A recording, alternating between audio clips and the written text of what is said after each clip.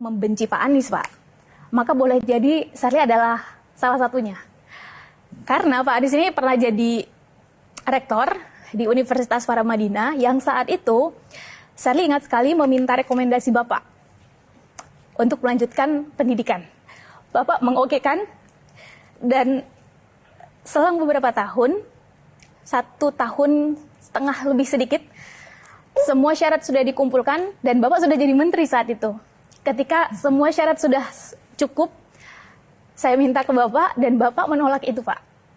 Alasannya adalah khawatir itu akan jadi tindakan yang tidak integritas terhadap posisi Bapak. Awalnya saya sangat kecewa. Itu kan ucapan Pak Anies sendiri, Pak. Sampai akhirnya waktu berlalu, saya mendapati ini bukan hanya kekecewaan ini bukan hanya terjadi pada 1-2 orang, melainkan bahkan pada orang-orang terdekat Bapak. Karena Bapak sulit sekali diajak cawe-cawe, Bapak sulit sekali diajak bagi-bagi kue kekuasaan. Dan akhirnya Sherly sampai pada titik ternyata politik itu bisa bermoral ya.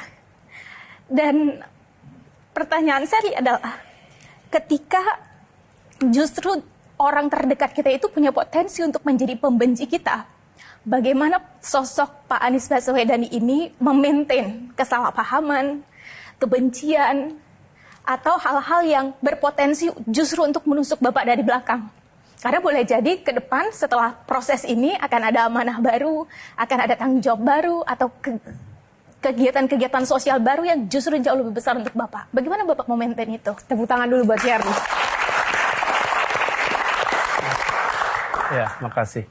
Jadi ketika kita memegang kewenangan, maka kita harus memastikan bahwa kewenangan ini digunakan dengan benar. Ketika saya menuliskan sebuah statement rekomendasi, saya belum punya jabatan, itu adalah saya sebagai pribadi. Ketika saya memegang jabatan, maka yang menulis itu adalah jabatannya. Dan itulah yang kemudian saya jaga, supaya proses